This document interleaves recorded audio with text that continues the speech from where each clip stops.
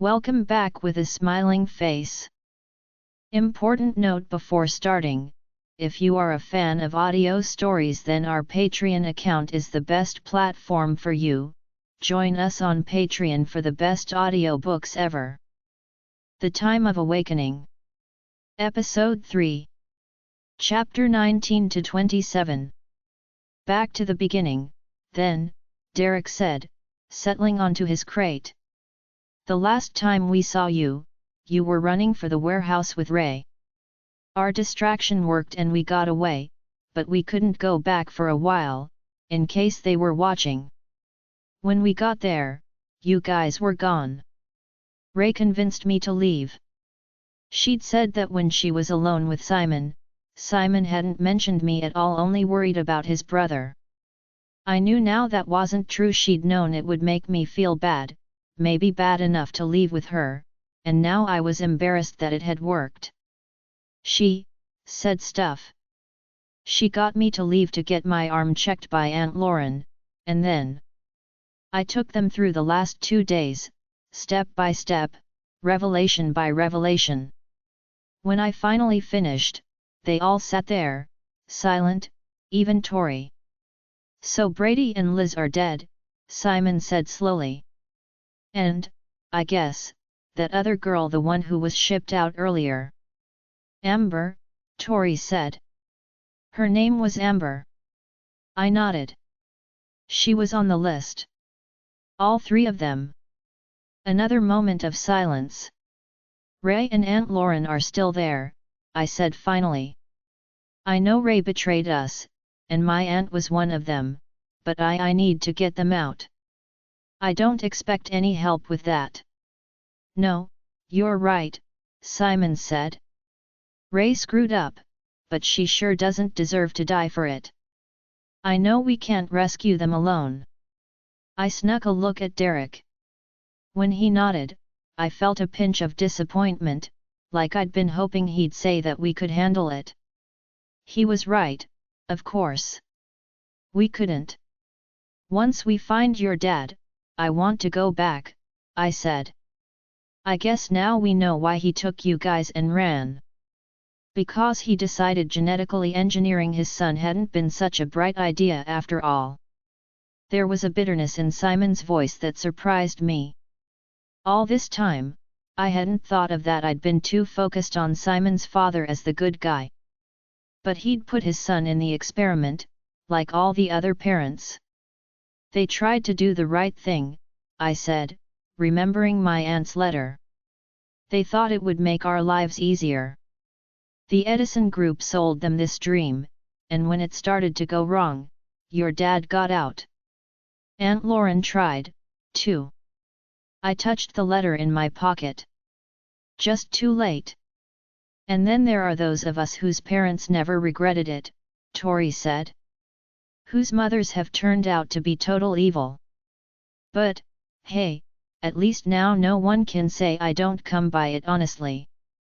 She ripped the last bit of wrapper from her energy bar. I don't buy this crap about us being failures, though. They wanted stronger supernaturals. That's what we are. They just need to teach us how to control it. You go back and tell them that, Simon said.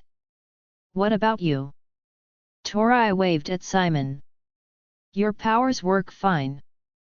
You didn't even get counseling at Lyle House. Simon isn't on the list. They consider him a success. Whatever that means. Simon shifted on his crate. The experiment's so-called successes seem to have weaker powers, but maybe they just haven't kicked in yet. When they do, we could have the same problems. Tori nodded. Ticking time bombs. Exactly what the demi-demon had said. I hadn't mentioned the demi-demon. An unnecessary complication and a chance for Derek to tell me I'd been stupid even to listen to her. As for what she said, about going back, freeing her? Not something I wanted to consider right now. If we did go back, we'd have Simon's dad and he'd find a way to stop the Edison Group without freeing any demons. My dad will fill in the blanks, Simon said. Great, Tori said. We can save Chloe's aunt and Ray and get all our questions answered, just as soon as you find your missing dad. How's that going? She looked at our surroundings. Not so well, I see. Anger flared in Simon's eyes, but he blinked it away. We're working on it. How? Later, Derek said. Right now, we need to get Chloe warmer clothes. Chloe, Chloe, Chloe. Stop worrying about poor little Chloe. She hasn't frozen yet. What about your dad? Any clues? Hints? Not yet, Simon said. So what have you been doing for the last 2 days? His anger flared, and this time he let it, turning on her so fast she shrank back. We've spent every waking minute of them on 3 things: surviving, finding Chloe, and finding our dad. What have you been doing? I was locked up. So? That didn't stop Chloe. What do you have to add, Tori? Did you find out anything? Or just piggyback on her escape? Tori helped me, I said. Without her. She whipped around to face me. Don't you defend me, Chloe Saunders. Silence. Then Derek said, where can we take you, Tori? To a grandparent? Friend? You're out now and you're safe, so I'm sure there's some place you'd rather be. No. I opened my mouth to tell them what had happened with her dad, but her glare shut me up. She doesn't have any place to go, I said. Like me. There must be someone, Derek said, maybe not in Buffalo, but we'll buy you a bus ticket. Preferably on one leaving in the next hour, she said. I'm not going anywhere. I'm joining your little gang of baby heroes on the quest to find Super Dad. Simon and Derek exchanged a look. No, Derek said. No? Excuse me, it was Ray who betrayed you guys. Not me. I helped Chloe. And was it Ray who tormented her at Lyle House? Tormented. A derisive snort. I didn't. You did everything you could to get Chloe kicked out, Simon said. And when that didn't work, you tried to kill her. Kill her. Tori's mouth hardened. I'm not my mother. Don't you dare accuse. You lured her into the crawl space, Derek said. Hit her over the head with a brick, bound and gagged her, and locked her in. Did you even check to make sure she was okay? That you hadn't cracked her skull? Tori sputtered a protest, but from the horror in her eyes, I knew the possibility hadn't occurred to her. Derek, I said, I don't think. No, she didn't think. She could have killed you with the brick, suffocated you with the gag, given you a heart attack from fright, not to mention what would have happened if you hadn't gotten out of your bindings. It only takes a couple of days to die from dehydration. I would never have left Chloe to die. You can't accuse me of that. No, Derek said. Just of wanting her locked up in a mental hospital. And why? Because you didn't like her. Because she talked to a guy you did like. Maybe you're not your mother, Tori. But what you are, he fixed her with an icy look. I don't want it around.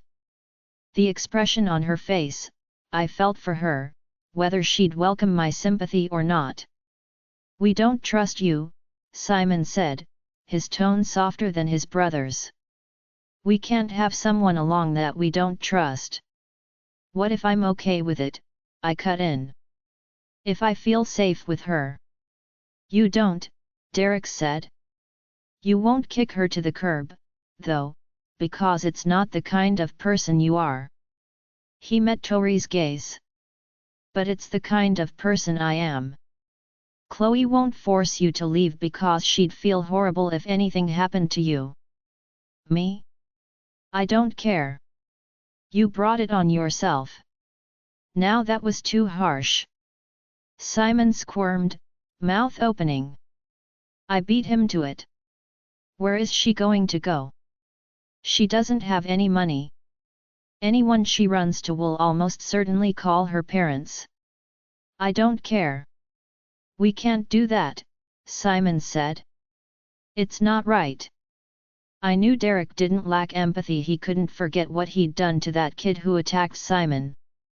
But it was like he held some weird list of checks and balances, and if you got on the wrong side, like Tori had, he had no problem kicking you to the curb, to face whatever fate waited. No, I said. It isn't up for negotiation. She's not coming. Okay. I stood and brushed off my jeans. Come on, Tori. When Simon rose, I thought he was going to stop me. Instead, he followed me to the door. Tori caught up, and we made it into the next room before Derek jogged out, catching my arm with a wrench that yanked me off my feet. I winced and peeled off his fingers. Wrong one.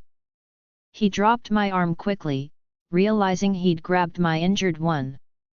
A long minute of silence, then, fine. He turned to Tori.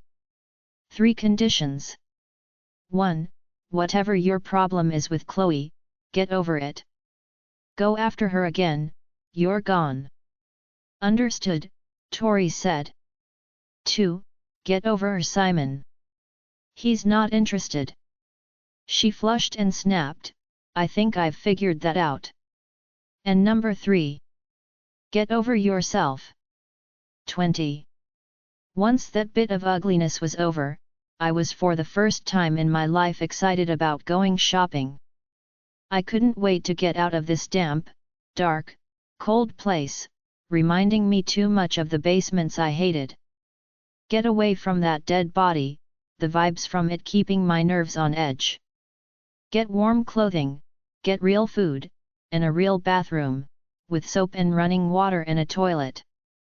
Don't ask what I'd been doing about bodily needs until now. The answer is really better left unsaid. If we get far enough from here that it's safe, I want to try using my bank card, I said. My account is probably locked, but it's worth a shot. We can always use more money. We have some, Derek said. Okay. If you don't think it's safe for me to try. You aren't going out, Chloe. We are. You're staying here. Where you'll be safe, Tori said. We wouldn't want you to break a nail using your card. Tori, Derek said, turning. You've been warned. Leave her alone. That slam was directed at you, wolf boy. His voice dropped another octave, almost a growl. Don't call me that. Please. Can we stop the bickering? I stepped between them. If I haven't proven by now that I'm careful and can look after myself. You have, Simon said. This is the problem. He handed me a newspaper clipping. I read the headline, then slowly lowered myself onto a crate, gaze fixed on the article. My father was offering a $500,000 reward for information leading to my safe return.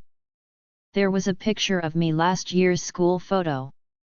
And there was one of him, at what looked like a news conference. The night after my breakdown at school, my father came to see me in the hospital. He'd flown back from Berlin, and he'd looked awful exhausted and unshaven and worried. He looked even worse in the newspaper article, circles under his eyes, lines etched in his face. I had no idea what the Edison Group had planned to tell my dad about my disappearance. They must have fed him a story, maybe said I'd been transferred and he couldn't visit me yet. They meant to cover up my disappearance, but they'd been too slow. They were trying to cover their tracks, though.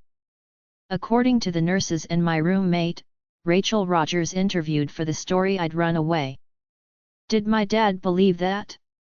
I guess he did. The article quoted him as saying he'd handled my situation badly, that he'd handled a lot of things with me badly, and he desperately wanted the chance to start over. When I read that, tears plopped onto the paper. I shook them off it. $500,000. Tora, I read over my shoulder. The Edison Group must be footing the bill, to get us back. Simon pointed to the date. Yesterday morning, when we'd still been in their custody. Okay, Tori said. They told her dad to make this big deal of her being gone so no one asks questions. He offers money he'll never have to pay, because he knows where she is. I shook my head. My aunt said he doesn't know anything about the Edison Group. I stared at the article, then folded it quickly. I have to warn him. Derek stepped into my path. You can't do that, Chloe. If he's doing this, I waved the paper, he's putting himself in danger and he doesn't know it. I have to warn. He's not in danger. If they could have beat him to the media, maybe. But now, if anything happened to him, it would only attract more attention. He's obviously not questioning their story about you running off, so they'll leave him alone, as long as he doesn't find out the truth. But I have to let him know I'm okay. He's worried. And he's going to have to worry a little longer. Do we know for sure he's not in on it? Tori said. What did your aunt say? Did she trick your mom into the genetic modification? Or was your mom involved? I took out the letter and ran my fingers over it. Then I told them what it said, the parts that would matter to them. Anything about your dad? Derek asked. I hesitated, then nodded. What did she say? That he wasn't involved, like I said. Which means it should be safe for Chloe to contact him, right? Simon said. Derek searched my face. Then said, in a low voice, Chloe. She said my aunt said to stay away from him. I guess Derek trusted me not to run to the nearest payphone and call my dad, because all three went shopping after that. Both my aunt and Derek thought I should stay away from my dad. Derek said it would endanger him, Aunt Lauren probably figured it would endanger me. I loved my dad. Maybe he worked too much, wasn't home enough, didn't quite know what to do with me, but he tried his best. He'd said he'd stick around while I was at Lyle House, but when a business emergency called him away, I hadn't been mad at him for leaving. He'd made arrangements to take a month off after my release instead, and that was more important to me.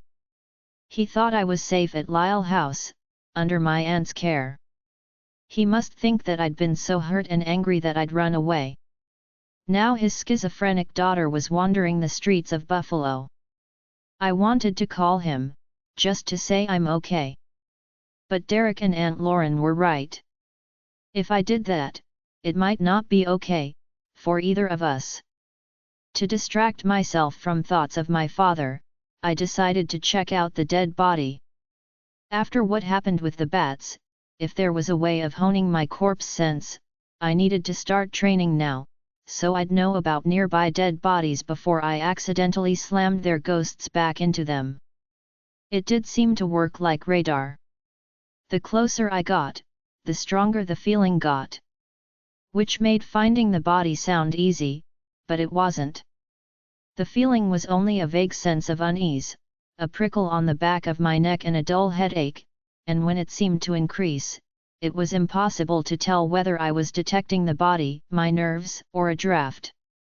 I couldn't tell what kind of business had once run out of this place. Buffalo is full of abandoned buildings and houses. Drive down I-90 and you see them: crumbling buildings, boarded up windows, empty yards. This one was no bigger than a house, with rooms like a house, though the outside didn't look like one. The inside was filled with junk, moldy cardboard boxes, pieces of wood, broken furniture, piles of garbage. I'm sure I could have found the body without using my powers. There were only 8 rooms. But I used them anyway, for practice. I finally found it in one of the back corners. From the doorway, it just looked like a pile of rags. When I got closer, I saw something white sticking out from under those rags, a hand. The flesh nearly rotted away, leaving only bone. The closer I got, the more I saw a leg, then a skull, the corpse mostly skeletonized. Whatever smell it gave off, my human nose wasn't good enough to detect it. The rags, I realized, were actually clothes, and not all that ragged, just crumpled around what remained of the body. The corpse wore boots, gloves, jeans, and a sweatshirt with a faded logo. A few strings of graying hair hung below the hat, and the clothes and body didn't identify it as male or female, but I instinctively thought of it as him. At some point last winter, this person had crawled in here to escape the cold, curled in this corner, and never gotten up. We couldn't have been the first ones to find him. Had everyone else just steered clear, like we were doing? No thought of informing the authorities, getting him out and identified and buried? Was he on a missing persons list? Was someone waiting for him to come home? Had they offered a reward, like my dad? Not quite as much, I was sure. $500,000. That would bring out every crank in Buffalo. What was Dad thinking? He wasn't thinking. He just wanted me home safe. I blinked away tears. Great. Even examining a corpse couldn't stop me from worrying about my dad. What about this guy? Someone had to be concerned about him. If I could contact his ghost, maybe I could relay a message. But I couldn't risk accidentally summoning him back into his corpse, like I had with the bats. A tap on my shoulder sent me spinning. Sorry, Simon said. I thought you heard me coming. I see you found our roomie. Trying to communicate. Trying not to communicate. Looks like he's been here a while. He crouched beside the corpse. We could play CSI, figure out how long he's been dead. I don't see any bugs. Wrong time of year. He winced. Day, right. It's still too cold in here. He definitely died a few months ago, meaning no bugs. I should have known that.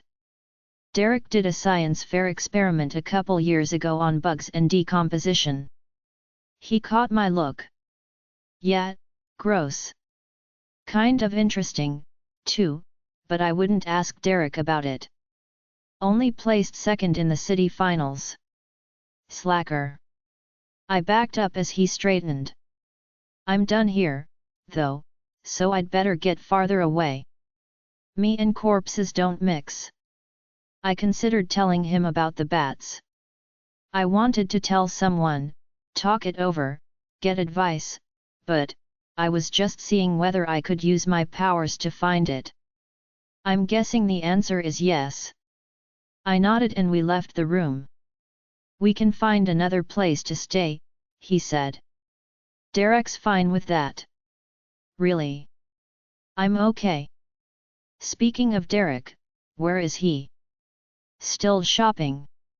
He sent me back to hang with you. He leaned down to my ear. I think he just wanted to spend more time with Tori. I laughed. Want to take bets on who makes it back alive? Derek. No contest. Last I saw, he was ordering her to go find more blankets. By now, he's probably on his way here, leaving her to find her own way and hoping she doesn't. How mad is he? About her being with us. Mad? I'd rate it a 5. Annoyed? An 11. He'll get over it. We all have to. At least until she gets bored and remembers a long-lost aunt in Peoria. When we got back to our spot, Simon set out a spread of the best a convenience store had to offer: juice, milk, yogurt, apples, wheat crackers, and cheese slices. All the food groups, except one. He handed me a candy bar. Dessert. Thanks. Now, if you'll excuse me a moment, I'll spare you the sight of blood and needles before dining. It's okay. That stuff doesn't bother me. He still turned around, to test his blood, then give himself a shot. And I thought annual flu shots were bad, I said. Do you have to do that every day? 3 times for the needle. More for the testing. 3 needles. He put the pouch away. I'm used to it. I was diagnosed when I was 3, so I don't ever remember not getting them. And you'll always have to do that. There's a pump I can use. Stick it on my leg and it monitors my blood sugar and injects insulin. I got one when I turned 13. But, he shrugged. I had a deal with my dad, that I could only have one if I didn't use it as a license to eat whatever I wanted. Too much insulin isn't good. I screwed up. Too many of these. I waved the candy bar. Nah. Too many carbs in general. I'd go out for pizza with the team, and I wouldn't want to have only 2 slices if everyone else was scarfing down 6. You get razzied about being on a diet, being such a girl. Now there's an insult. Hey, I was 13.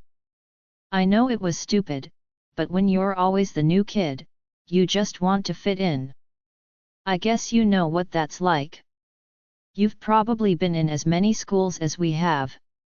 10, no, 11. It's a tie. Cool. He took a bite of his apple. Now that I'm approaching the very mature age of 16, though, I've gotten over that. Dad and I were negotiating for me to get the pump back again when he disappeared. Simon. Tori's voice echoed through the building. So much for peace and quiet, he muttered, then called, we're back here. 21. Derek returned bearing shopping bags and cash. I'd given him my bank card and PIN, and he'd found an ATM without a camera.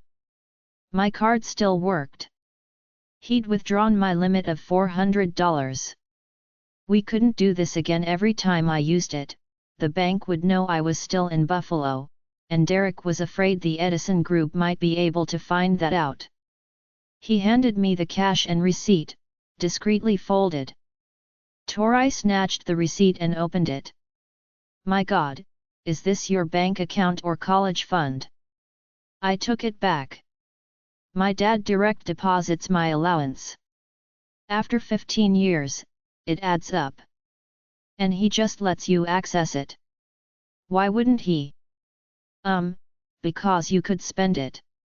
No, wait. Let me guess. You're too responsible for that. She's smart, Simon said. Is that what you call it? I was thinking more, she yawned. My cheeks heated. Enough, Derek growled. Yeah, don't forget who gave you money for this. Simon nudged Tori's shopping bag. Tori's jaw twitched. It was $20 for food and a blanket, and I'm keeping tabs. I'll pay her back. I'm responsible, too.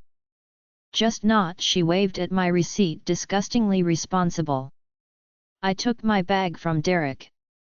So what did I get? I reached inside. A backpack. 2 sweaters. Thank. The sweaters unrolled, and Tori choked on her mouth full of soda, laughing. I turned, slowly and calmly, to her. Your choices. She lifted her hands. I offered to pick something out, but Derek insisted. She turned to him. No wonder you were gone so long. Must have had a hard time finding ones that ugly. He'd bought me 2 identical grey hooded sweatshirts, made from the tacky polyester found only in the cheapest discount stores, the kind that shimmers like plastic and picks at your skin. What? Derek said. They're fine. Thanks. Tori reached out and caught the tag, then laughed. I thought so. They're boys. Size 12 boys. So? The women's cost more. I figured it wouldn't make a difference with Chloe. Tori looked at me. Then she looked at my chest and started to laugh. What? Derek said. Nothing, Tori sputtered. You're just being honest, right? Tori. Simon said. Shut up. Chloe, we'll grab something else for you tomorrow. No, Derek's right. These will fit. Thanks. Cheeks burning, I mumbled something about trying them on and fled the room. When dusk began to fall, we settled in for the night. It was only 8 o'clock and Tori complained bitterly. Derek told her she was free to stay awake, as long as she didn't use the lantern batteries and could still wake up at dawn. We weren't living in a world of light switches anymore. We had to use the sun when we could and sleep when we couldn't. That was fine by me. I wasn't in the mood for a slumber party. Simon had tried cheering me up, but that only brought me down all the more. I didn't want to need to be cheered. I wanted to roll with the punches, bounce back smiling. I couldn't stop thinking about Aunt Lauren. I thought of Ray, too, and my dad, but most of all I thought of Aunt Lauren. I could tell myself Dad and Ray were safe for now. The Edison group wouldn't bother my father as long as he knew nothing about them. And Ray was well on her way to rehabilitation, according to that file. But with Aunt Lauren, I could find no such rationalization for the Edison group to keep her alive. Every time I opened my eyes, I expected to see her ghost standing in front of me. Even when I managed to force myself not to worry, the only alternative was more mundane concerns and a general feeling of disappointment. I'd found the guys. I'd brought Simon his insulin. I'd single-handedly uncovered the secrets of the Edison group. My reward? Having Tori take pot shots at me every chance she got, trying to make me look bad in front of Simon. If there was any point in my life when I should have been anything but dull and boring, it was now. I could talk to the dead. I could raise the dead. In the last week, I'd plotted and schemed enough to win a spot on Survivor. Yet all I could picture was Tori yawning. It was nice having Simon defend me, but it wasn't any more than he might do for a little sister. I kept thinking of that, the way he'd come to my defense, the way he'd squeeze my hand, the way he'd lean in and whisper to me, and I wanted to read more into it. But I couldn't. And so what? With everything that was going on, was I really feeling sorry for myself because a cute guy wasn't interested in me that way? That made me worse than boring. It made me the silly twit Derek seemed to think I was. Speaking of Derek, and I'd really rather not, had I forgotten what he could be like? No, I'd just forgotten what it felt like to be on the receiving end. Between him and Tori, at least I'd come out of this with a thicker skin. Or lose every ounce of self-confidence I had. A night for tossing and turning, lost in nightmares of Aunt Lauren and my dad and Ray. I kept waking up, gasping and sweating, everyone around me sound asleep. I'd gulp cold air and calm down enough to join them only to have the nightmares return. Finally my sleeping brain found a distraction in the same place my waking brain had, thoughts of the dead body in the other room. No objective, sympathetic examination of his situation this time, though. I dreamed of dragging that poor spirit back to his shell, screaming and cursing me. Then the dream changed and I was back in the crawl space. The musty, awful stench of death surrounded me. I felt Derek behind me, the heat of his body radiating, as he whispered, "Chloe, come on." Come where? I was trapped in the crawl space, with those horrors crawling toward me, cold skeletal fingers touching me, the stink of them making my stomach churn. Derek shook me, and I tried to push him away, tell him he wasn't helping. Chloe. I jerked awake, the dream evaporating. Above me, green eyes glinted in the darkness. Derek? What? He clamped his hand over my mouth. His lips moved to my ear. Are you awake now? I need you to do something for me. The urgency in his voice knocked any sleepiness from my head. I squinted at him in the darkness. Were his eyes feverish? Or was that just their usual weird glow, like a cat's in the dark? I pulled his hand away. Are you changing again? What? No. I'm fine. Just listen, okay? Remember the body in the other room. He spoke slowly, carefully. I nodded. You're going to think about that body for me, okay? About the spirit that was in it. You need to release the... Release? I didn't summon. SHHH. Just concentrate on releasing it without waking the others. Can you do that? I nodded. Then I tried to sit up. Something heavy held my legs to the floor. I pushed onto my elbows. Derek lunged so fast all I saw was his dark form coming down on me, hands going to my shoulders, slamming me back into the ground, pinning me down. I freaked. I didn't stop to wonder what he was doing. My brain just registered a guy on top of me in the middle of the night, an instinct kicked in. I lashed out, arms and legs flailing. My nails caught his cheek, and he fell back with a grunt of pain. I scrambled up, legs still weighted down, and now I saw why. A corpse was crawling up me. It was the one from the next room, little more than a skeleton, covered in clothing and strips of leathery flesh. Greasy hanks of hair patchworked its skull. Its eyes were empty pits. Its lips were long gone, leaving a skull's permanent grin of rotted teeth. When I let out a whimper, it stopped and tried to hold its head upright, skull swaying from side to side, eye sockets searching blindly, jaws opening with a guttural ga-ga-ga. I let out a bona fide scream queen shriek that rang through the room. I kicked and fought, trying to get out from under the thing. Derek grabbed me by the armpits and yanked me out. He slapped his hand over my mouth, but I could still hear my scream, echoing around me. He growled for me to shut up, and as I tried to obey, I realized it wasn't me screaming now. What is that? Tori shrieked. What is that? The flick of a flashlight. A beam shining in our eyes.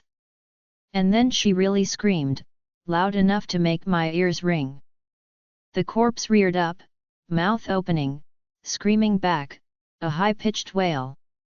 Simon woke up, too. When he saw the corpse, he let out a string of profanity.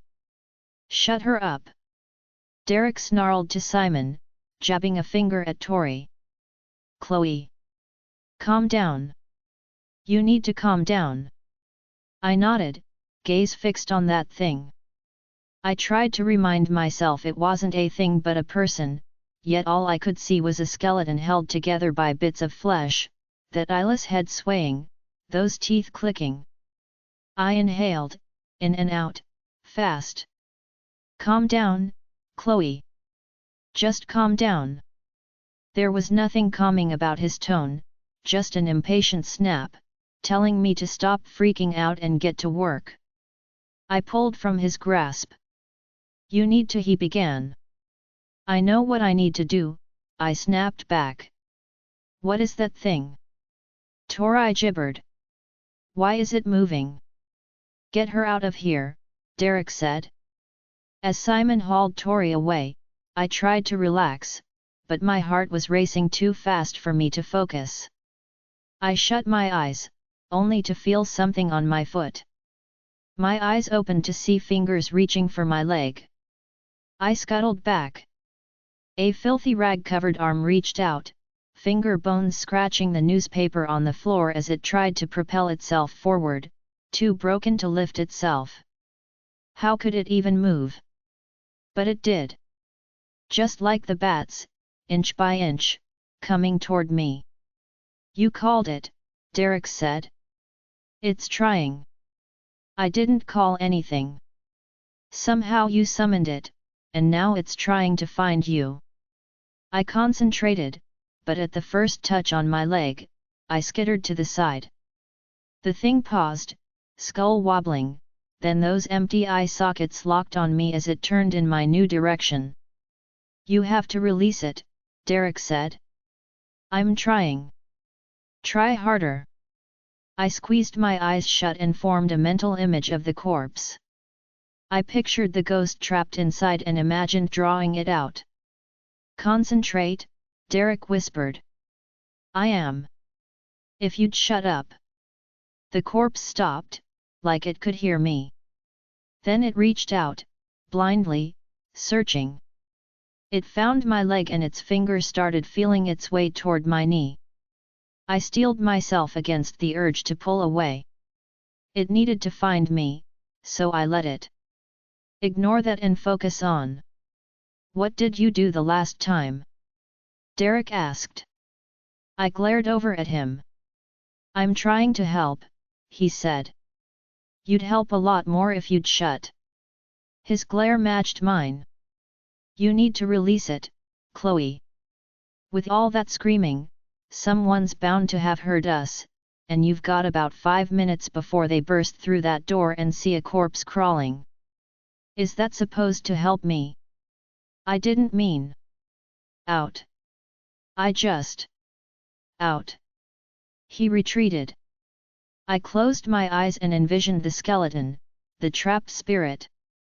A bony finger touched the bare skin where my shirt had twisted away from my jeans and I jumped, eyes flying open to see it right there, the skull a few inches from my face, bobbing and weaving. The coarse scraggly hair brushed my throat and I whimpered. It went still. Then the skull moved closer still. I could smell it now, the faint stench of death I hadn't noticed earlier, churning my stomach, the thought of someone in there, trapped in that rotting. It moved closer. Stop. Please stop. It went still. We hung there, eyeball to eye socket as I took short quick breaths, calming myself without inhaling its stink too deeply. I waited for its next move, but it didn't make one. I'd told it to stop, and it had. I remembered those gruesome old pictures on the internet of necromancers leading armies of the dead. I remembered the book Dr. Davidoff had given me about the powers of necromancers. The power to communicate with the dead. The power to raise the dead. The power to control the dead. Move back, I said. Please. It did, slowly, teeth clacking. A guttural sound rose from its chest. A growl. I knelt. Lie down, please. As it did, it lifted its face to me, skull moving from side to side like a snake, its growl a rattling hiss. I heard that hiss and I looked into those empty eye sockets and I felt hate. Waves of loathing rolled off the corpse. It wasn't obeying me because it wanted to, but because it had to. It was an enslaved spirit, summoned by a necromancer, slammed back into little more than a skeleton, forced to make it move to obey the will of its master. I swallowed hard. I am sorry. I didn't mean to call you back. I wasn't trying to. It hissed, head still moving, as if it would love nothing more than to show me what death felt like. I'm so sorry. I swallowed my words. The ghost trapped in there didn't want apologies. It wanted freedom. So I closed my eyes and concentrated on making that happen, which was a lot easier when I didn't have to worry about it creeping up my legs. As I visualized tugging the spirit out, the chattering stopped so fast I peeked, thinking I'd accidentally commanded it to be silent. But the skeleton had collapsed in a motionless heap by my feet. The ghost was gone. 22. I took a deep, shaky breath, rubbed my face, and looked up to see Derek's figure filling the doorway. "If you think someone might have heard, we should grab our things and go," I said, my voice remarkably steady. "We'll leave him where he is, so he'll be found and buried." As I spoke, I had this crazy idea that Derek might actually be impressed by how I'd finally handled it. But he just stood there, fingering the scratch on his cheek. "I'm sorry about that," I said. "I panicked when I gave you the option of leaving earlier. I said if that," he gestured at the corpse, "was a problem, we'd find another place. And I thought it wasn't a problem, as long as I didn't summon any ghosts. But you did." "I was asleep, Derek." "What were you dreaming?" I remembered and went still. "You dreamed that you summoned him, didn't you?" I didn't mean." I rubbed my face. "Normal people can't control their dreams, Derek. If you can, then I guess you really are smarter than the rest of us." "Of course, I can't. But it was a bad situation, you being close to a dead body. You should have known that from the crawl space." "I did know that, especially after the incident with the bats. My gut had told me to leave, but I hadn't had the nerve to admit my fear. I was afraid of being weak. Afraid of being mocked by Tori, of disappointing Simon. In trying to be strong, I'd been stupid. I wanted to own up to my mistake and tell Derek about the bats. But when I saw his expression, the intolerant arrogance that said he was right and I was a silly little twit, there was no way I was admitting anything." "Everything okay?" Simon stood behind Derek, trying to see past him. He's gone," I said. "The ghost? Good, because I think I heard someone coming."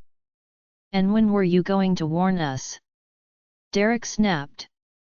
I wasn't going to barge in and interrupt Chloe. He turned to me. "Are you okay?" "Of course she's okay." Tori came up behind Simon. "She's the one who summoned that thing. She should be asking if we're okay, after being woken in the middle of the night and totally traumatized."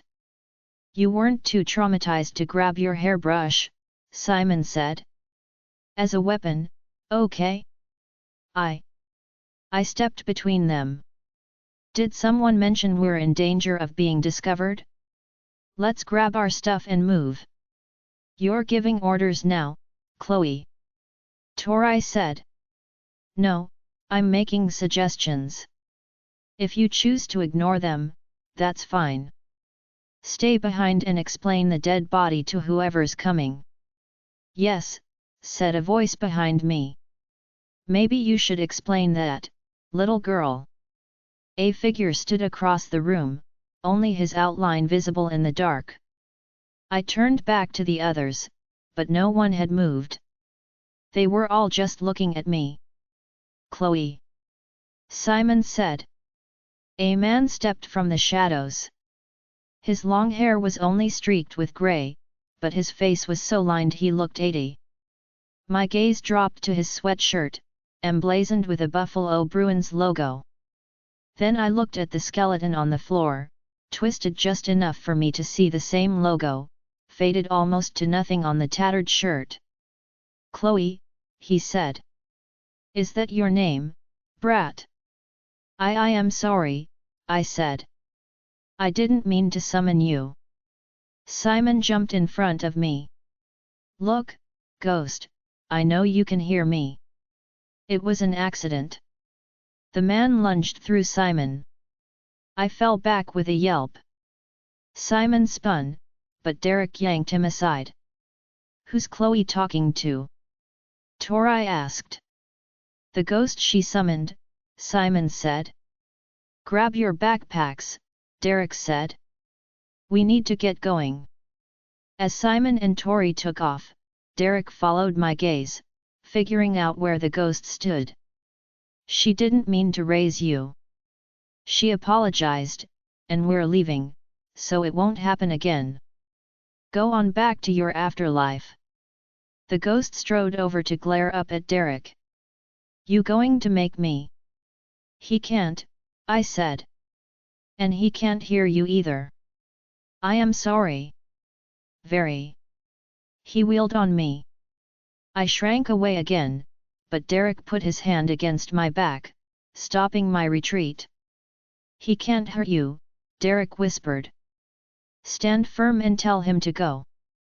I'm very sorry. I straightened and moved forward. I didn't mean to summon you. It was an accident. Accident? That was no accident. You and your punk friends thought it would be funny to drag me back into that thing. He pointed at the corpse. You think I haven't dealt with kids like you before? Drive me out of my sleeping spot for kicks. Roll me for my boots. Now you come here, conducting your satanic rituals. Satanic? No. W.E. Did you hear that? Said a distant voice. Someone's in there. Derek swore, then gave me a shove toward the back of the building. Simon and Tori raced in. 2 men, Simon said. Cops, I think. Coming up the front. Back door, Derek said. Move. The front door banged open. Simon spun and headed for the rear. We followed. Hey, the ghost yelled. Where do you think you're going? A shove from Derek kept me moving. Oh no, you don't, little girl, the ghost said. I'm not done with you yet. You're going to pay for that stunt. He snarled threats right on my heels as we snuck out the back door. 23. Is he gone? Tori asked as I approached. I nodded and inhaled. The icy night air burned my lungs. I didn't feel the cold, though I was wearing my shirt, one of the new sweatshirts with the hood up, and the oversized jacket on top. Sweat dripped down my face as I struggled to catch my breath. I'd separated from the others a couple of blocks back, thinking that without a group, I might lose him easier. I'd been right. We didn't know who'd come to investigate the noises. Maybe cops like Simon thought, maybe street people we hadn't stuck around long enough to find out. Now we stood in a parking lot, between a minivan and a pickup. Music boomed from a nearby club. That had surprised me, a packed parking lot and a busy bar so late at night on a weekday. Then I'd checked my watch and realized it wasn't even midnight yet. You shouldn't have taken off like that, Derek said. I told you what I was doing. It worked, didn't it? You can't. Ease off, Simon murmured. We need to find a new place to sleep. Thanks to someone, Tori said. It isn't Chloe's fault. Sure it is. Even Derek said so. He didn't mean. I held up my hands. I take all blame. Can we please stop bickering? I know everyone's on edge, but if we're going to get through this. If you start a speech about how we all need to overcome our differences and work together, I'm going to hurl, Tori said. Well, I would, but I'm afraid this genetically modified supernatural would be eaten by a genetically modified shark. Simon burst out laughing. Deep blue sea. He looked at Derek. You didn't see it. Samuel L. Jackson is giving this group of survivors the speech about how they have to stop fighting and to work together. In the middle of it, the shark comes up behind him and eats him. Best death scene ever. And a fitting one for anyone who makes that speech, which is why I'm not going to. But you're right, Simon said. Time to call a moratorium on the bickering. Moratorium. Tori said. Ooh, big word. Showing off, Simon. We all turned to look at her. What? She said.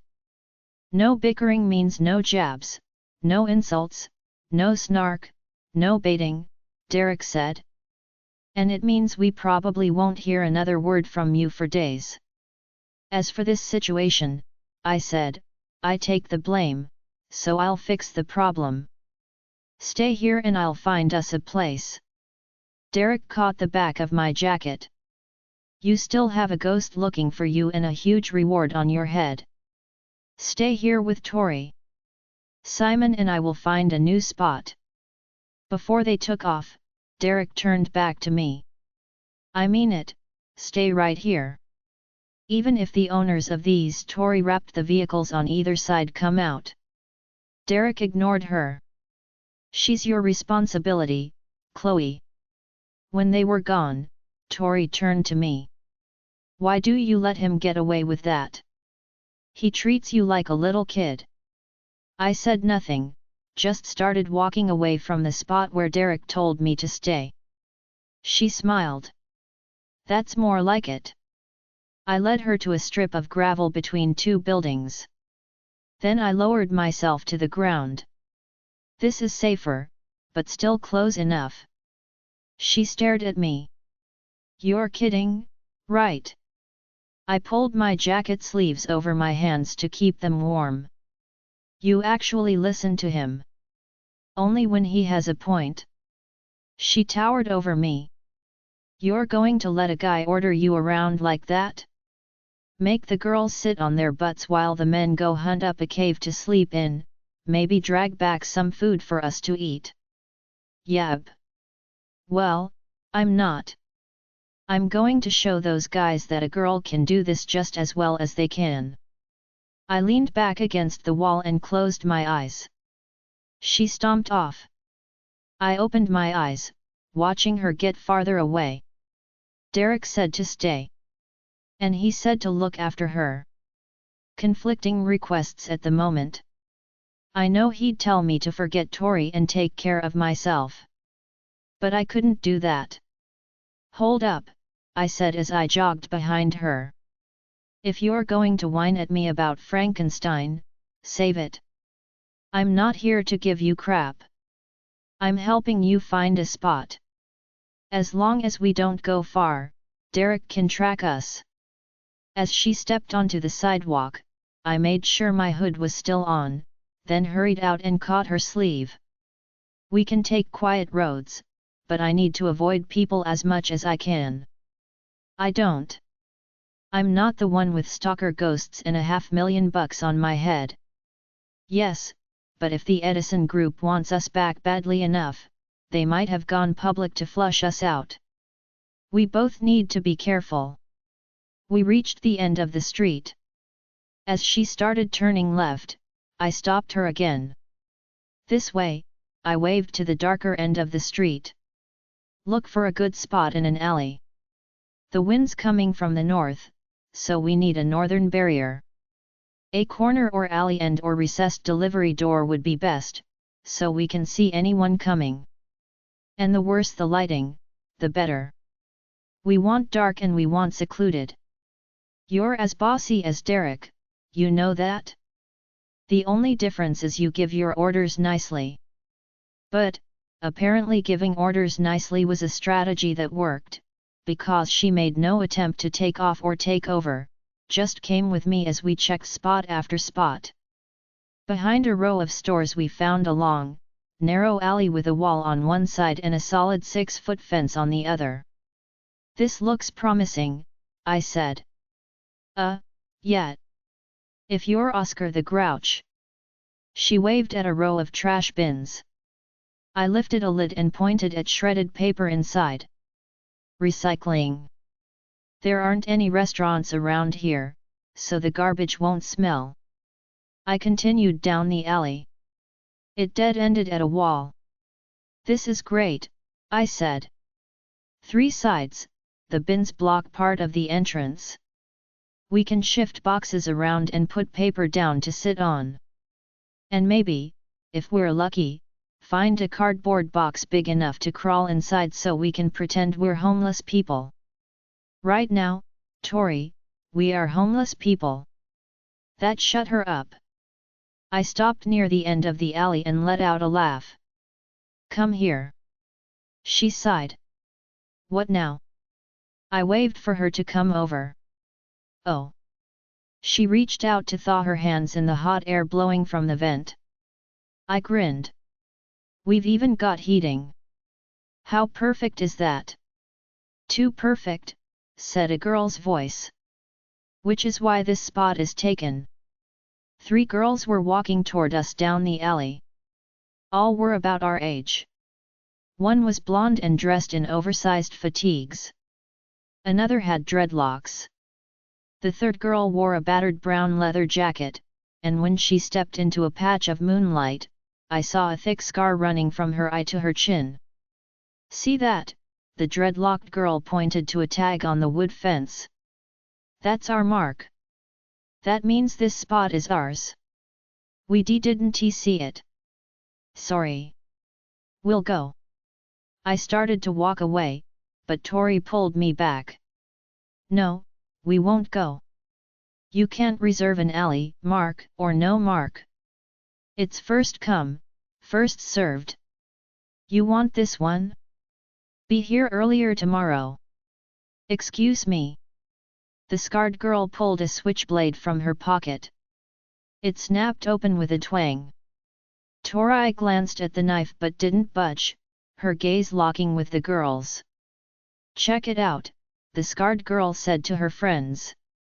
This chick's going to challenge us for our spot. How long you been on the streets, girl? She looked Tori up and down. Since about 9 this morning, I'll guess. What happened? Mommy and Daddy said you couldn't see your boyfriend on a school night. The girls snickered. Tori flexed her fingers, preparing to cast. I caught her wrist. She tried to shake me off. I got her to notice the matching knives now in the hands of the other 2, but her gaze returned to the scarred girl, and all her rage from the last 24 hours bubbled up. The boxes near the girls quavered and rustled. Papers swirled behind them. The girls never turned, dismissing it as the wind. I clasped Tori's wrist tighter and whispered, "Too many." To my surprise, her hand relaxed. Expecting a trick, I held on, but she shook me off, saying fine. We're going. Good idea, the scarred girl said. Next time, girls, if you see that, she pointed at the tag, steer clear. At least until you have the hardware to play. We started to pass, but the scarred girl's hand flew out, smacking Tori's chest and stopping her. Life out here isn't what you girls think it is. You've got a lot of lessons to learn. Thanks, Tori grunted, and tried to keep walking, but the scarred girl stopped her again. The thing about lessons? If they're going to sink in, they've gotta come with consequences. So I'm going to help you remember this one. Give me your jacket. She held out her hand. Tori stared at it. Mine's getting old, the girl said. I like yours better. Tori snorted and tried to pass again. The girl stepped in front of her, knife raised. I said I want your jacket. And her shoes. The girl with the dreadlocks pointed at me. Fine, the jacket and the shoes, the scarred one said. Take 'em off, girls. The girl in fatigue stepped forward. I want the little one's jeans, too. Never had a pair of 7s. She smiled, flashing a jeweled tooth. Gonna make me feel like a movie star. Yeah, if you can get them on, the dreadlocked girl said. Forget the jeans, the scarred girl said. Jacket and shoes. Now. Tori needed her jacket, and I definitely needed shoes. I bent to undo one of my sneakers, pretending to have trouble with my balance, hopping, then waving Tori over to help. To my relief, she came. I leaned against her, tugging at my shoe, and whispered, "Knock back." Tori frowned. I flicked my fingers. "Knock back. 1, 2, 3. I nodded to each girl in turn. Tori shook her head. "Binding. Too many. Knock back." "Come on, girls," the scarred girl said. Tori gave an exasperated sigh and bent, as if helping me undo my shoe. Then she shot up, her hands flying out, hitting the scarred girl with. The girl froze. So much for my advice. At first the other two didn't notice. They just looked at their leader impatiently, waiting for her to prod us again. "On my count," Tori whispered. 1, 2. "Hey, what's," the girl in fatigues began. Tori's hands shot up, but the girl kept coming. And the scarred girl stumbled, the spell breaking. She advanced, knife raised. Her friends fell into position, flanking her. Tori tried again, but apparently she'd used up all her juice because nothing was happening. "Whatever trick that was," the scarred girl said. "It was really dumb. You have 3 seconds to strip out of everything. Both of you." "I don't think so," Tori said. "Now, back off." Tori flicked her fingers. The girl didn't even sway. I said, "Back off." She flicked again. The girls kept coming. I spun, only to discover the problem with a blind alley. If the entrance is blocked, you're trapped. When the girl in fatigues lunged for me, I ran anyway, Tori at my side. At the end, I deked fast, hoping to catch my pursuers off guard and dodge around them. It worked on the one in fatigues. But the dreadlocked girl saw my feint and blocked me. I ducked her knife, but she kicked me in the back of my knee. My leg buckled, and I dropped. I scuttled out of her way. I caught sight of Tori, her hands raised as if in surrender. Then one hand shot out, grabbing for the scarred girl's knife hand. The blade flashed and laid open the sleeve of Tori's leather jacket. Tori let out a strangled howl of outrage, as if it had sliced through her arm instead. Her hands flew up. The scarred girl jolted back to avoid a punch, but Tori's hands went straight up over her head, then slammed down. An invisible wave smacked me, and the next thing I knew I was lying on my back. Sneakers slapped the concrete and I looked up to see Tori running over. "Are you okay?" Seeing I was conscious, she didn't wait for an answer. "Get up." I wobbled partway up, my leg still throbbing from the dreadlocked girl's kick. I looked around quickly. She lay a few feet away. Tori yanked me all the way to my feet. The girl in fatigues lay crumpled at the foot of the wall. She let out a soft moan. The scarred girl was on all fours, conscious but dazed. Seeing the dreadlocked girl's blade on the ground, I snatched it up and ran to the girl in fatigues, telling Tori to take the scarred girl's knife as I looked for this one's. It had fallen a couple of feet away. I grabbed it. Tori was already running down the alley. I ignored the pain in my leg and raced to catch up. "Did you grab her knife?" I asked. "Why? You have to." "That's not why I—" "Hey!" a shout from behind us. "Hey!" I glanced over my shoulder to see the scarred girl coming after us, knife in hand. "That's why I wanted all 3. 24. I slapped one of the knives into Tori's hand and told her to run. She did, sprinting ahead, her long legs soon leaving me behind, which was not what I'd meant. But we had enough of a head start. We just needed to get. I glanced back at my pursuer and missed the curb. I stumbled and tried to recover, but my injured knee gave out and I sprawled onto a strip of grass. I dug in with both hands, ready to scramble up, but the girl landed on my back and the wind flew from my lungs. We fought, if you could call my frantic kicking and flailing a fight. Soon she had me pinned on my back, knife at my throat. That stopped me. I swallowed. I'm sorry. Do you want my jacket? My shoes? Her face twisted in disgust. You don't have anything I want, Blondie. She wrenched down my hood and yanked a handful of my hair. I winced and bit back a yelp. Red streaks.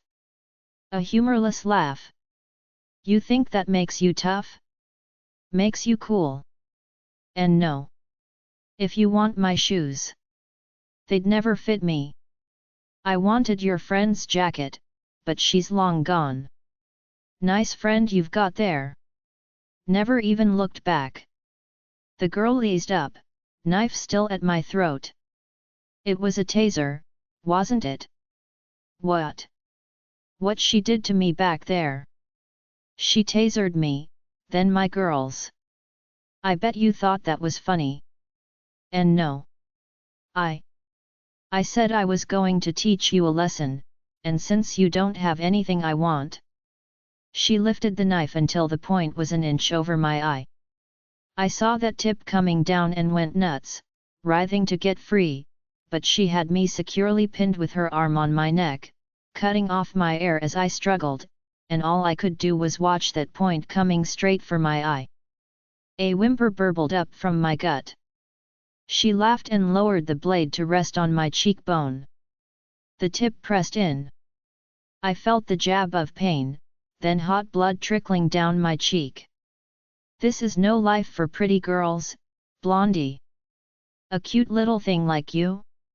I'll give you a week before some player has you turning tricks. Me? I'm lucky. I don't have to worry about that. She tilted her face, showing me her badly scarred cheek. I'm going to do you the same favor. The knife bit in, digging deeper. I closed my eyes against the pain, then felt the girl leap off me with a snarl of rage. As I scrambled up, I realized it wasn't her snarling. And she wasn't leaping off me, she was sailing up, eyes wide, knife dropping point down in the earth as Derek wrenched her into the air. He swung her straight at the wall. I screamed no. I thought it was too late, much too late, but at the last moment he checked himself, so abruptly that he stumbled. The girl flailed and kicked. Her foot made contact. Derek didn't seem to notice. He looked around, saw the fence and, with a grunt, heaved her over it. She crashed onto the other side. I was almost on my feet, unsteady, shaking. He grabbed my collar and yanked me up. Move. I found the fallen knife and snatched it. He shoved me forward so hard I stumbled. Then I started running. He got in front, leading me. We'd gone about a quarter mile when he spun, meeting my gaze with a look that made me shrink back. He grabbed my upper arm and held me still. Did I tell you to stay put? Yes, but... Did I tell you to stay put? He roared. I glanced around, afraid we'd be heard, but we were behind a row of stores, all the windows dark. Yes. I kept my voice low and even. You did. But you also told me to watch out for Tori, and she took off. I don't give a rat's ass about Tori. If she walks away, let her. If she steps in front of a bus, let her. When I looked up at his eyes, I saw the terror behind the rage and knew who he was really mad at himself, for almost throwing that girl into the wall, just like the boy in Albany. Saying nothing, I pried his fingers from my arm. He pulled back, clenching and unclenching his hand. If she takes off, let her go, he said, quieter now. I don't care what happens to her. I do. He stepped back, rubbing absently at his forearm. When he saw me watching, he stopped. "It's an itch," he said. "A normal itch. Have you had any other symptoms? Fever or?" "No," he snapped. "Don't change the subject. You need to be more careful, Chloe. Like earlier, with that body. You need to think about what could happen." He was right. But seeing him scratching reminded me that I wasn't the only one who'd been careless, who'd ignored a potential threat. "And what about you?" I pointed as he scratched his arm again. "The werewolf who hasn't had his first change yet, but knows he's developing fast. Yet when you started getting restless, feverish, itchy, it never occurred to you that you might be changing early. You let it slide, until it starts on the night we're supposed to escape. I wasn't going with you guys. But if I hadn't stayed to find you, Simon wouldn't have left. You could have botched the escape because you didn't know what was happening to you. I didn't.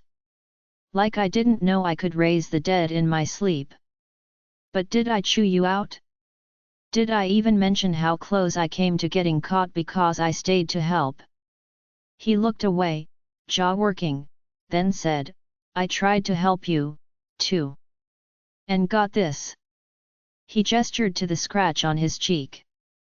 "Because I woke up with a guy pinning me to the floor. I know you were trying to keep me from seeing that zombie crawling on me. A good plan, poorly executed. Then you totally lost patience and kept barking orders. I was trying to help. And what if I'd done that to you?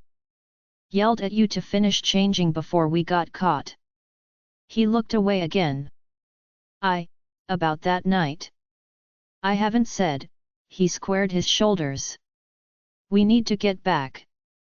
Simon will be worried about you." We walked about 20 steps in silence, me trailing him.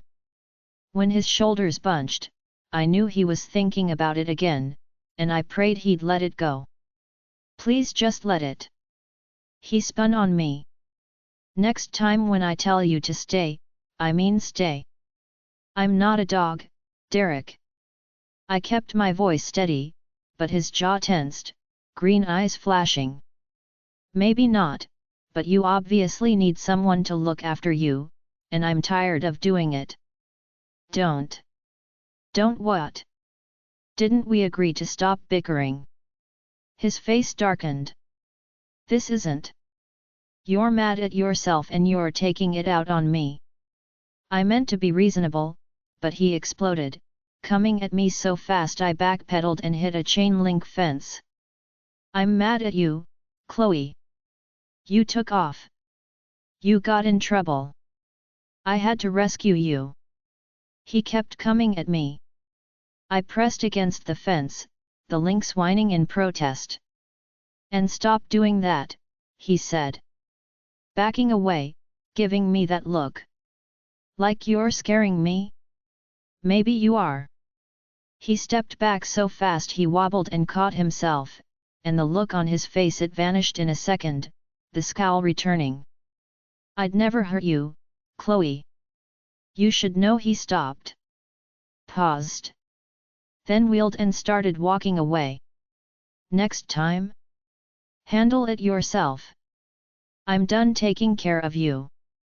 I wanted to fly after him, yell that I hadn't asked him to take care of me, didn't need it, didn't want it. Not if this was the price: his rage, his guilt, his scorn. Tears prickled. I blinked them away and waited until he was far enough that he wouldn't turn on me again. Then I followed him to Simon. Tori was already there. She didn't say a word to me, as if mentioning what happened would mean explaining why she'd left me behind. No one said much of anything. We were all too tired and too cold. Our new spot was a delivery bay. Safe, but the north wind blew right in. We huddled against the walls with our thin blankets pulled around us, and tried to sleep. 25. I woke to the smell of sausage and eggs and squeezed my eyes shut to savor the dream, knowing when I opened them, I'd be lucky to get bruised fruit and an energy bar. Rise and shine, a voice whispered. A paper bag rustled. Then sausage-scented steam bathed my face.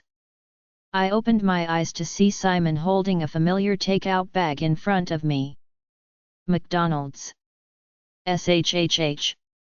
Simon pointed at Tori, still snoring beside me, then quietly retreated from the delivery bay, motioning for me to follow. He led me into an alley, where a fire escape ladder hung, then he boosted me onto it. We climbed up to the roof of a 3-story building. I walked to the edge and looked out. There was a park to the east, glistening with dew, the sun still rising behind it, tinting the sky pink. Nice, hey? Simon said. That park wasn't quite so empty last night or we would have slept there. He set down the bag and drinks on the rooftop. So is this okay for breakfast? Up here. I looked at the view again. After last night, this was better than the fanciest breakfast in the fanciest restaurant. It might be the most thoughtful thing anyone had ever done for me. It's perfect, I said. Thank you. Good. If it wasn't, I'd have blamed Derek. Derek. He suggested we come up here and helped me pull down the ladder. Breakfast was my idea, though. We saw the Mickey DS last night and I thought you might like a bickering-free breakfast. Derek picked the spot? Had he been hoping I'd be blinded by the morning sun and stumble off the edge?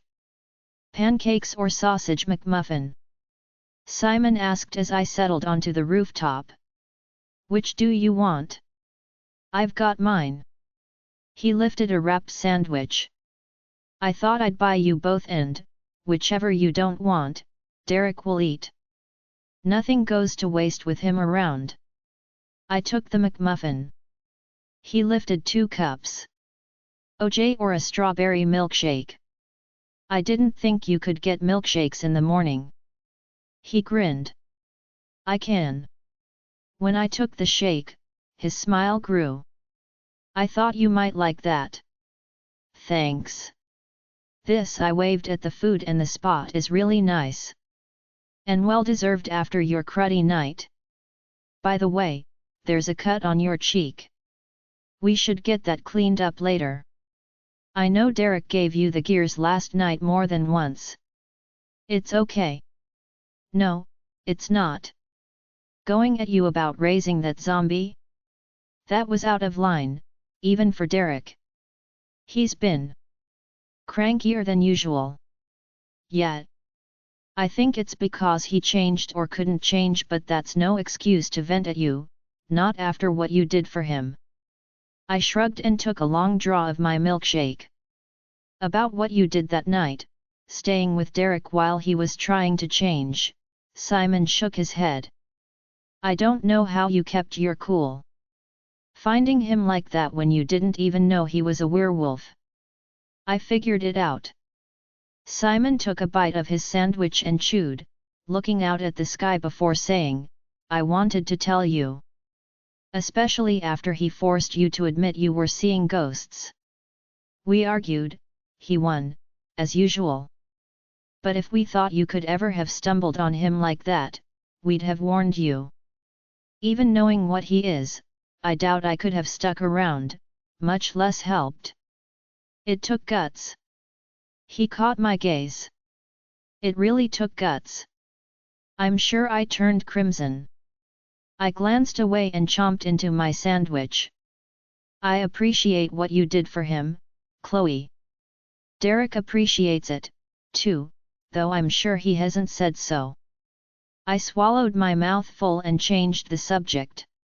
So, about your dad, you never did tell me how he disappeared. He laughed. Enough about Derek, hey? Unfortunately, Derek is where this story starts. It was after he broke that kid's back. When it got a mention in the Albany paper, Dad decided it was time to move on. He must have known the Edison group was still trying to find us. We should have left right away. But Simon picked a burned piece off his muffin. This happened a lot. At the first hint of trouble, we'd pack and move. Derek and I didn't understand why, so we'd complain. He paused. No, I'd complain. After growing up in that lab, Derek was happy as long as the three of us were together. I hated moving. It always seemed I'd just made new friends, just made the team, just met a girl. I know what that's like. Well, except the part about meeting girls. Yeah, but I bet you never complained. You're like Derek. You make the best of things. Dad always tried to make it easier on me. That day, I had a basketball game I was hyped about, so when Dad saw the article after we'd gone to school, he called Derek's cell.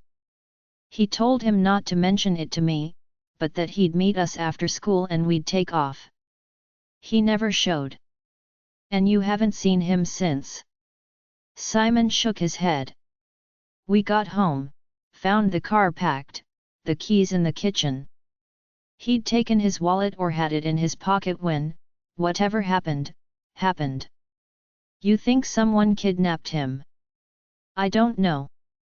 Derek couldn't find anyone's scent in the house. It was like Dad just walked away, which he'd never do. Derek wanted to take off. Again I screwed up. I thought there was some logical explanation, maybe Derek misunderstood Dad's message. The next morning, I gave in and we left, but it was too late. They caught up with us the next day. The Edison group. They said they were child services. We believed them. They took us back to the house to see if Dad had returned, and when he wasn't there, they said that we had to go into a group home until they figured stuff out. Since we'd been born in Buffalo, that's where they put us. Which should have seemed weird, but we didn't know better. So that's how we ended up in Lyle House. Simon continued, explaining that, since we'd escaped, he'd been casting some kind of seeking spell his dad taught him, but he couldn't detect him. Using library computers, Derek had searched on their dad's name and aliases, but found nothing. And now, with all this about the Edison group and Liz and Brady and Amber murdered, he looked out over the parking lot. I'm starting to think it might be a waste of time. That he's not out there. That they killed him. But Aunt Lauren was sure the Edison group wasn't involved in your dad's disappearance. And she seemed certain he'd still be alive. Do you know any other place he could be? Or anyone who might know something? I thought about going back to Albany, maybe talk to people he worked with, our neighbors, someone who might have seen something that day. We could do that. We have enough money. Derek doesn't want to. He wants to stay here. That didn't sound like Derek. No, he just doesn't see any point in going back and says it's probably dangerous.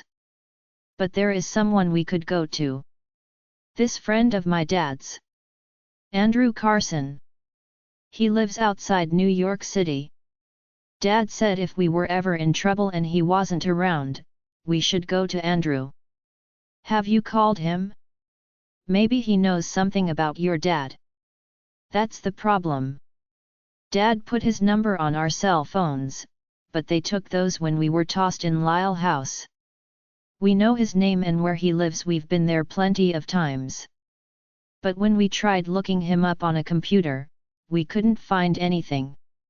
His number must be unlisted. Or he's using an alias. Or he's not there anymore. It's been a few years since we saw him. He and Dad had a falling out. Maybe you shouldn't contact him then. Simon crumpled his wrapper. I shouldn't say falling out. A disagreement. Dad and Andrew kept in touch, we just didn't go visit him anymore. He was still our emergency contact. So we should go see him, like Derek says. I'm just not ready to give up on finding Dad.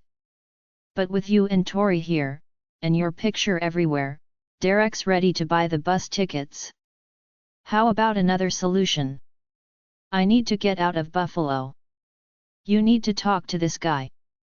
What if Tori and I go find Andrew while you and Derek look? No. I don't trust Tori with you, especially after last night. Derek wouldn't go for it either. I wasn't so sure. He might jump at the chance to get rid of me. Simon continued, even if Tori's not homicidal, she's careless and reckless. Worse than me, which is saying a lot. We'll find another way. 26.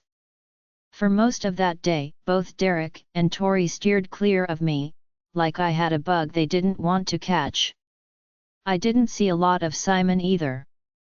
He went off with Derek to the library, still trying to find their dad or his friend Andrew. Tori tagged along. I stayed put in a lovely dank alley Derek had chosen for me. Simon left me with a movie magazine, snacks, a hairbrush, and soap, and promised they'd get me to a bathroom after dark. It was mid-afternoon when I heard footsteps tromping down the alley and I scrambled up to meet Simon. Derek might be bigger, but it was Simon who made all the noise. Derek was only loud when Derek stomped around the corner, scowling, when he was mad. He had a newspaper rolled in his hand, bearing down on me like a puppy that had piddled on the carpet. "Bad Chloe," I muttered. "What?" I'd forgotten his bionic hearing. "Bad Chloe." I gestured at the rolled-up paper and put out my hand. "Get it over with. You think this is funny?" "No, I think it's tiresome." He slapped down the paper. In the bottom corner of the front page was the headline "Missing Girl Spotted" with a picture of me.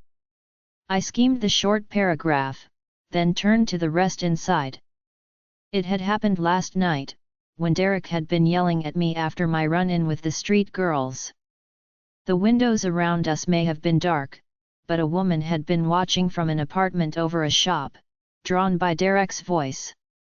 She'd seen a girl with light hair and red streaks being yelled at by a large, dark-haired man. So now police speculated that I might not be a runaway but a kidnap victim. "Well," Derek said.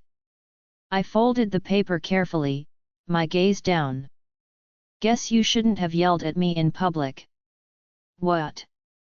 "That's what caught her attention." "You chewing me out?" "No, what caught her attention was your hair. If you'd kept your hood up like I said." "Of course. Totally my fault.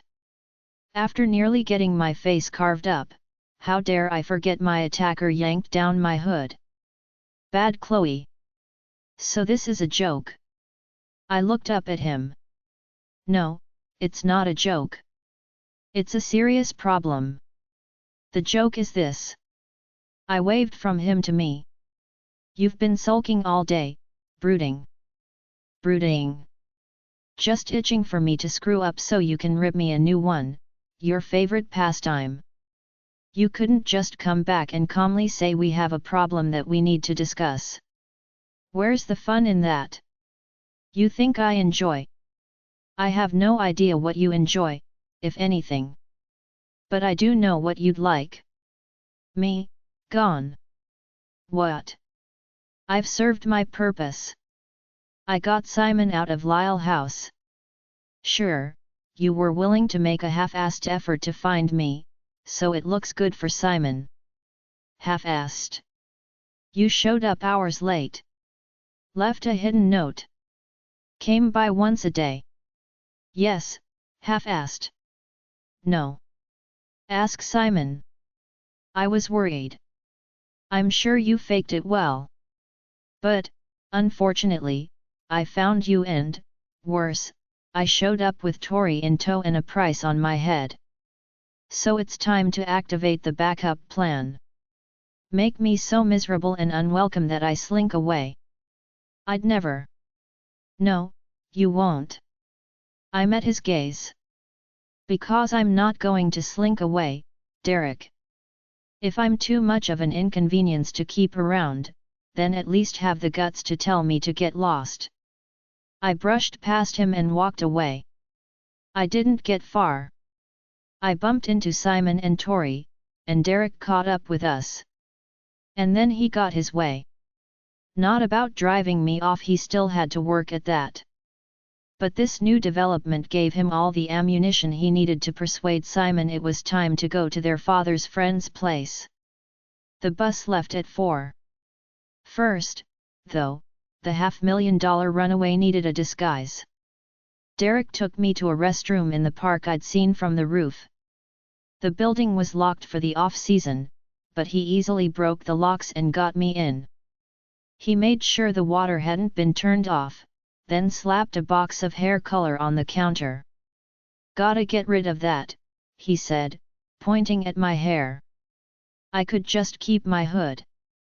"Already tried." He walked out. I strained to see by the bit of light coming through a row of tiny, filthy windows. It was hard to read the instructions, but it looked similar to the red dye I'd used, so I applied it the same way. I couldn't tell what color Derek had chosen. It looked black, but the red dye had, too, so that didn't mean much. I didn't think too much about it until I washed out the dye, looked in the mirror, and my hair was black. I hurried to the door and propped it open to get better light. Then I went back to the mirror. Black. Not sleek glossy black like Tori's hair, but dull, flat black. Before now, I hadn't been thrilled with my latest haircut. I'd had my long straight hair chopped shoulder length in a layered style that had turned out wispy and waif-like. Still, the worst I could have said was that it made me look cute, not what a 15-year-old girl wants to be called. In black though, it was not cute. It looked like I'd hacked my hair off with kitchen shears. I never wore black because it drained any color from my pale skin. Now I saw there was something that washed out my face even worse than a black shirt. I looked like a goth. A sick goth, white and hollow-eyed. I looked dead. I looked like a necromancer. Like those ghastly pictures of them on the internet. Tears sprang to my eyes. I blinked them back, grabbed some tissue, and started awkwardly trying to daub leftover dye onto my pale eyebrows, praying it would make a difference. Through the mirror, I saw Tori walk in. She stopped. Oh my God! It would have been better if she'd laughed. Her look of horror, then something like sympathy, meant it was as bad as I thought. "I told Derek to let me pick the color," she said. I told him. "Hey," Simon called in. "Everyone decent?" He pushed open the door, saw me and blinked. "It's Derek's fault," Tori said. "He." "Don't, please," I said. "No more fighting." Simon still shot a glare over his shoulder as Derek pushed open the door. "What?" Derek said. He looked at me. "Hey."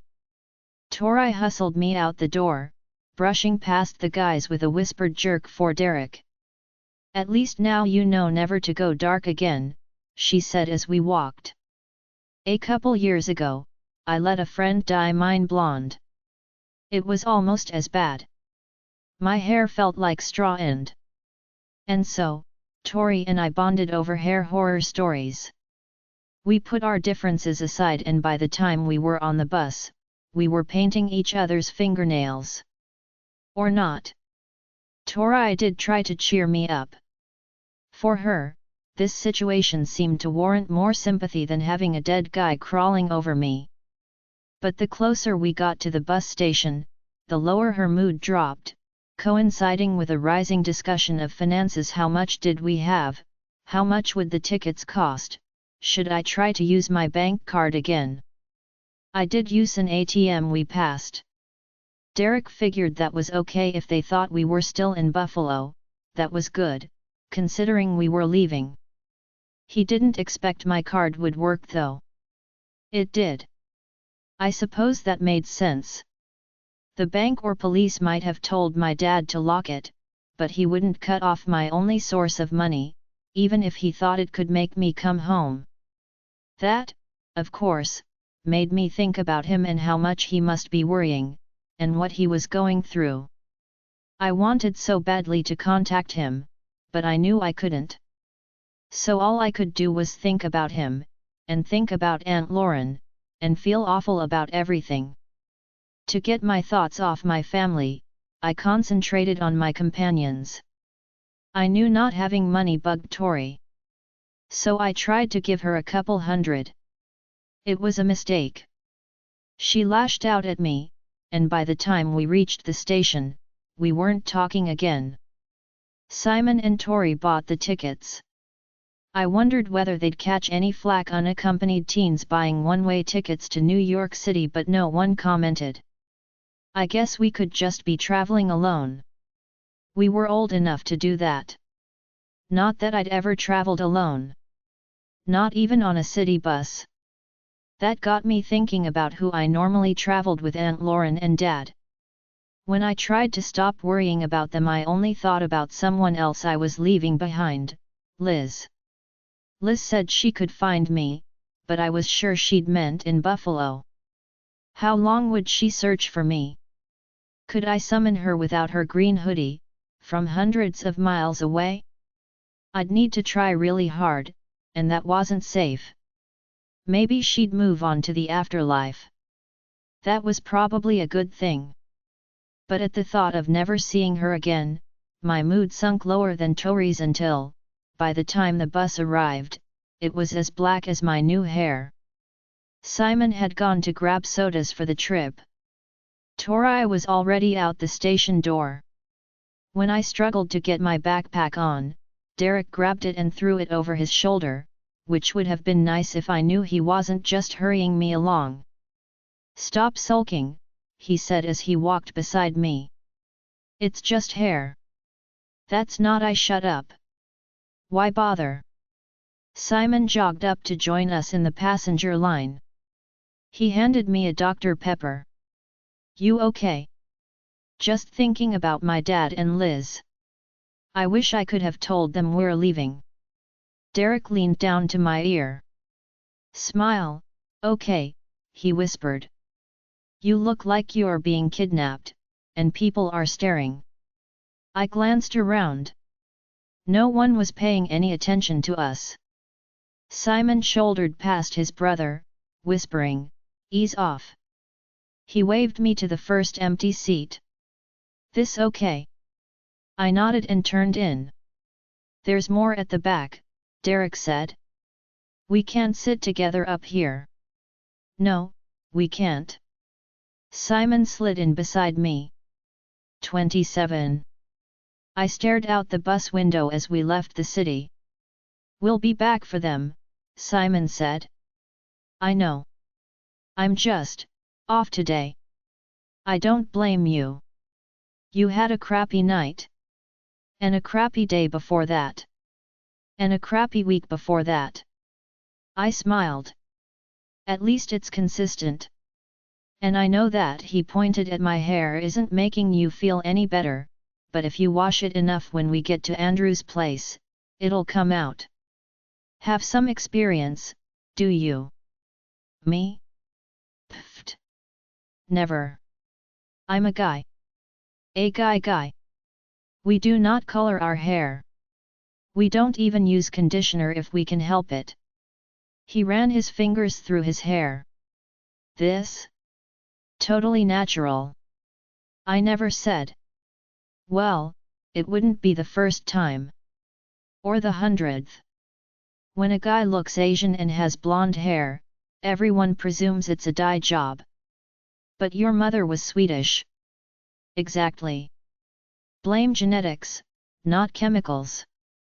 He leaned over and whispered. "But I did color it once. Temporary stuff like you've got. For a girl." Aha! He put his chair back, settling into it. It was a couple of years ago. I liked this girl, and she kept going on about this other guy, how his hair went so blonde in the summer, how hot that looked. I sputtered a laugh. So you died? Shut up. She was cute, okay? I bought this washout highlight stuff, then spent all weekend outside, kicking around a ball with Derek. Sunday night, I color my hair. Monday morning I go to school and, hey, look what happened from me being out in the sun all weekend. Seriously. I couldn't admit I dyed my hair for a girl. How lame would that be? I'd think it was sweet. So did it work? Sure. She went to the dance with me the next weekend. Then I came home, washed my hair until the color was out, and vowed never to do that again for a girl until I knew her well enough to be sure she was worth it. I laughed, then said, thanks. When he arched his brows, I added, for cheering me up. I'm good at it. With Derek, I get lots of practice. He reached into his backpack. I have something else that might cheer you up. Or scare the crap out of you. He pulled out a new sketch pad and flipped through it. A few pages in, he turned it so I could see. Hey, that's me, I said. So it looks like you? Or does the corpse crawling toward you give it away? He handed the sketch pad to me. I drew it this morning when Derek was doing his computer searches. I was thinking about last night. In the picture, I was kneeling on my blanket, the corpse in front of me. Thankfully, he hadn't opted to draw the part where I'd been screaming in mortal terror, but later, when I thought he'd been outside with Tori. I had my eyes closed, hands raised. The corpse was rearing up, seeming to follow my hands like a cobra dancing before a flute. All I could remember was how terrified I'd been, but in Simon's sketch, I didn't look terrified, I looked calm, confident. I looked powerful. I know that might not be a moment you care to have immortalized, he said. I smiled. No, it's cool. Can I have it? When it's done. I need to color it when I get some pencils. He took the pad back. I thought it might be interesting to do a kind of graphic journal about us. What's happening? Like a comic. I was avoiding that word, for fear of sounding like a total geek. But, yeah, like a comic. Just for us, of course. A project to take our minds off stuff. It'll be way cooler on paper than it feels when we're living it. He took a long drink of his Diet Coke, then recapped the bottle slowly. You could help, if you wanted. You know, screenwriting and scripts for comics aren't much different. Like a movie told in stills. Right. I'm not good at the writing part. I know this is a true story, so it's not like I need to make stuff up, but I suck at knowing what parts to put in and what to leave out. I could help with that. Great. He opened his pad to the page after his picture of me. There were a few rough sketches on it. I was trying to figure out where to start. For the next few hours, I plotted and Simon drew. When I started yawning, he closed the sketchbook. Take a nap. We still have 5 hours to go. We'll have lots of time to work on this after we get to Andrew's place. Will we be staying with him? Simon nodded. He's got the extra room. It's just him, no wife or kids. He'll take us in, no problem. He put away the sketch pad, then slowly zipped up his backpack. There's another thing I've been thinking. I know it's not exactly a good time, but once we get settled in, I thought maybe you and I could. A shadow loomed over us. Simon didn't bother looking up. Yes, Derek. Derek leaned over the seat, one hand on the back for balance as the bus swayed. He seemed distracted, almost anxious. "We're coming up to Syracuse soon." "Okay. I need something to eat. I'm starving." "Sure. I figured we'd jump off and grab dinner." "I can't. Not here." When Simon looked confused, Derek lowered his voice. "Syracuse?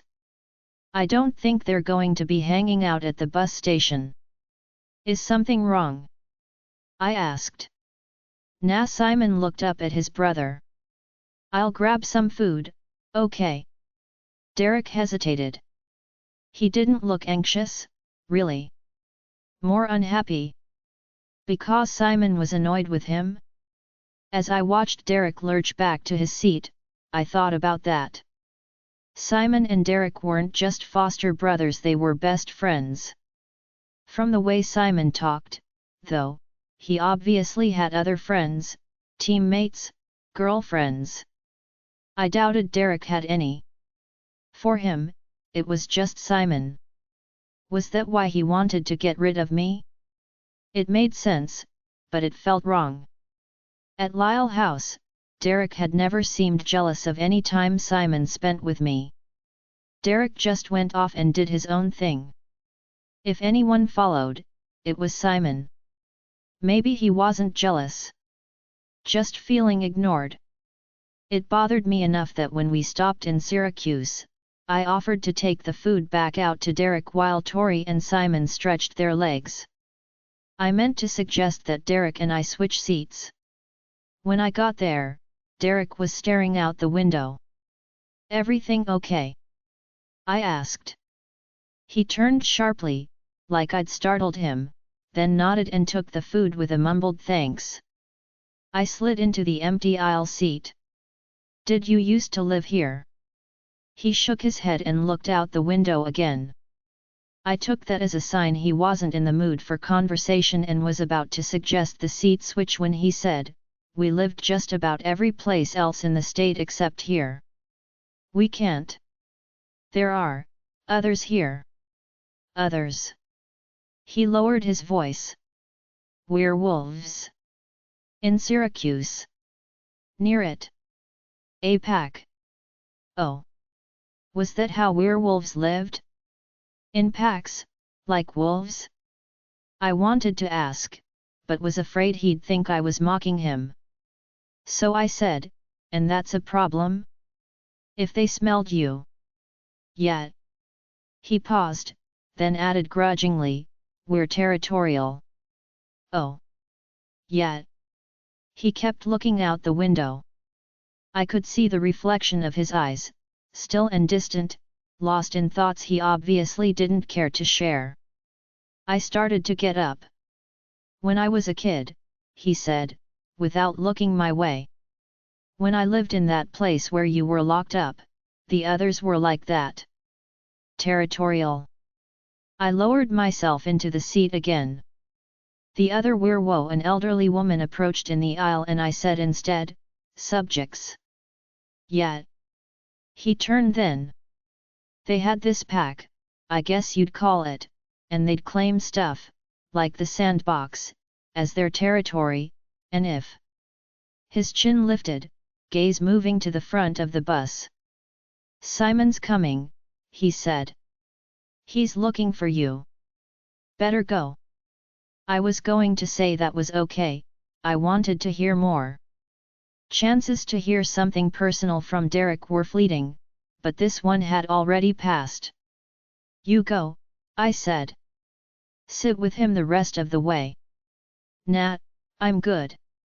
"Really, Chloe?" He met my gaze.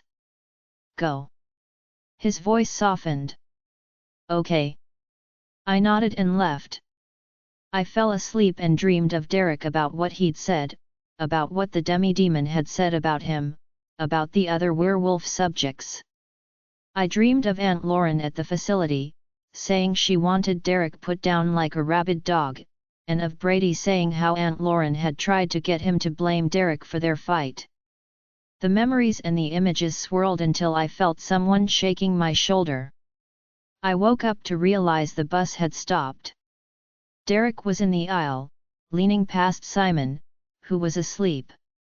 I was about to ask what was wrong. Then I looked at Derek and I knew. His eyes glittered, and his skin glistened with sweat, his hair was plastered down with it. I could feel the heat of his hand through my shirt. I shot up. "You're..." "Yeah," he whispered. "We're outside Albany. Truck stop. I gotta get off." I reached to wake Simon, but Derek stopped me. "I just wanted to tell you, in case I don't get back on. I'll be fine. I'll meet you at Andrew's." I grabbed my sweatshirt and jacket. "I'm coming with you." I was sure he'd argue, but he only nodded, face averted, murmuring, "Yeah. Okay. You go ahead," I said. "I'll talk to." I looked at Simon, but didn't need Derek to tell me not to wake him. Better to tell the person who'd never insist on following us Tory. So I did that, then hurried after Derek. The rest of the audiobook will be continued in the next episode. Join us on Patreon for early access or more great audiobooks, a link is provided in the video description.